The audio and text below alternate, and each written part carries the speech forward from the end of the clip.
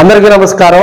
గరికపాటి నరసింహారావు గారు గద్గద స్వరంతో తన వాక్చాతుర్యంతో ప్రజల్లో తన ప్రసంగంతో మరి ప్రవచనకర్తగా పేరు పొందినటువంటి నరసింహారావు నోరు జారారా?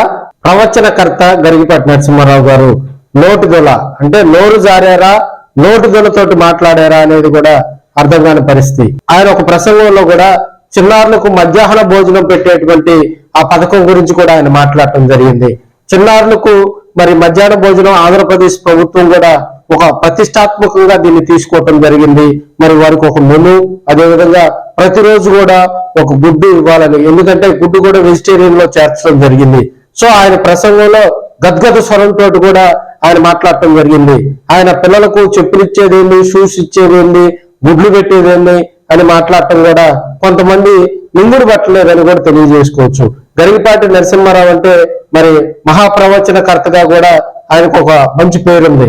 సో మనం ఏది చెప్తున్నాం కదా, ఏది పడితే అది చెప్తే ప్రజలు నమ్ముతారనేటువంటి ఆలోచనలో మరి ఆయన పంతుల గురించి, టీచర్స్ గురించి మాట్లాడుతూ, టీచర్స్ గతంలో తాము చదువుకునే టైంలో మరి విద్యను మాత్రమే బోధించేవారని, ఇప్పుడు టీచర్లపై పని భారం పెరిగి ఇప్పుడు ఉన్నటువంటి ప్రభుత్వాలు కూడా మరి షూస్ లెక్కలు, బ్యాగుల లెక్కలు, చెప్పుల లెక్కలు, అదేవిధంగా మరి గుడ్ల లెక్కలు రాయిస్తున్నారని, మరి అలాంటి వారికి పిల్లలకు అవన్నీ కనుక కల్పిస్తే వారి సక్రమైన మార్గంలో చదువుకోరని ఆయన చెప్పడం కూడా ఇది రాజకీయంగా కూడా కొంత వేడి పుట్టిస్తున్నాయని గరికపాటి నరసింహారావు గారి మాటలు తెలియజేసుకోవచ్చు. గరికపాటి నరసింహారావు గారు ప్రసంగాలు అయితే చెప్తారు కానీ ఆయన స్వతహాగా కూడా ఎవరికి సేవా కార్యక్రమాలు చేయరు.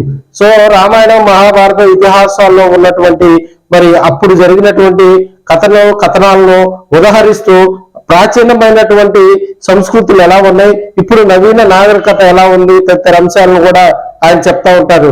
సో ఏడైనా రియల్ ఎస్టేట్ ఓపెనింగ్ అని, ఏదైనా ఒక సాంస్కృతిక కార్యక్రమాలు చేసుకునేటప్పుడు గ్రామాల్లో కానీ అదేవిధంగా వేరే చోట చేసుకునేటప్పుడు నరసింహారావు గారు చెప్పేటువంటి ప్రసంగాలకు ప్రత్యేకించి మహిళలు కూడా ఆయన ప్రసంగం పట్ల ఆకర్షితులు అవుతారు. నరసింహారావు గారు చెప్పేటువంటి, గరికపాటి గారు చెప్పేటువంటి ప్రసంగంలో మరి ఈ చిన్న పిల్లలు చదువుకునేటువంటి ఈ గుడ్లు వ్యవహారం, టీచర్స్ వ్యవహారం అవసరమా అని కూడా నెటిజన్లు మరి ప్రశ్నిస్తున్నారని కూడా తెలియజేసుకోవచ్చు.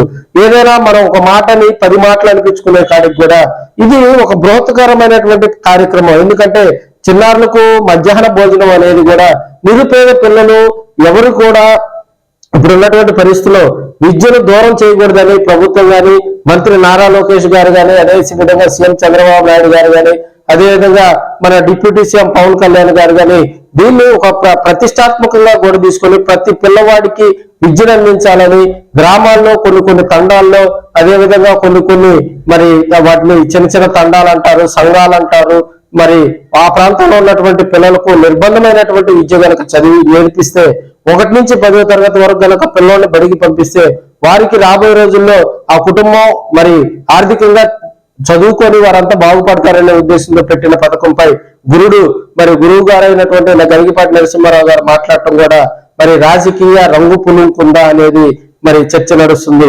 ఏదేమైనా తన ప్రసంగం గరికపాటి నరసింహారావు గారు గద్గద స్వరంతో మంచి పద్యాలు, మంచి చెలోక్తులు, మంచి ఉదాహరణలు చెప్పేటువంటి ఆయన మధ్యాహ్న భోజన పథకం మీద కూడా చెలోక్తులు విసరటం మరి తెలుగుదేశం పార్టీ నాయకులు, కార్యకర్తలు తీవ్రంగా ఖండిస్తా ఉన్నారు. నెట్ జన్లు అయితే యూట్యూబ్ వేదిక, ఫేస్బుక్ వేదిక, ఇన్స్టాగ్రామ్ వేదిక కూడా గరికపాటిపై మరి వారంతా కూడా మరి కొన్ని చెలోక్తులు విసురుతున్నారని మనం తెలియజేసుకోవచ్చు. చూశారు కదా ఫ్రెండ్స్, ఈ గరికపాటి మాటలు మీకు ఎలా అనిపించాయి? ఇప్పుడు ఉన్నటువంటి మధ్యాహ్న భోజనం కొనసాగించాలా లేదా అనేది కూడా మరి అది కేంద్ర రాష్ట్ర ప్రభుత్వాలు తీసుకునేటువంటి నిర్ణయం. మనం ఏ ఉదాహరణ చెప్పినా కూడా అది వివాదాస్పదంగా ఉండకూడదని రాజకీయంగా కూడా చర్చ నడుస్తా ఉంది.